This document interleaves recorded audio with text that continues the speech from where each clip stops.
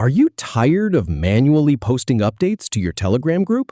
Learn how to connect Telegram to Whop in under 2 minutes. I'll walk you through the exact steps to link your accounts. First, log into Whop and access your settings. Start by logging into your Whop account with your credentials. Then, click on your profile icon in the top right corner. Now, go to Settings from the drop-down menu.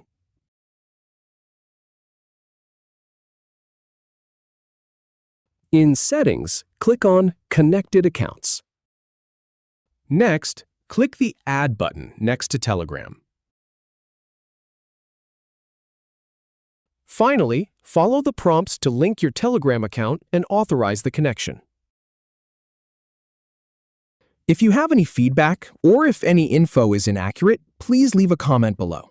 We'll do our best to answer or redo the video if needed. Thanks for watching.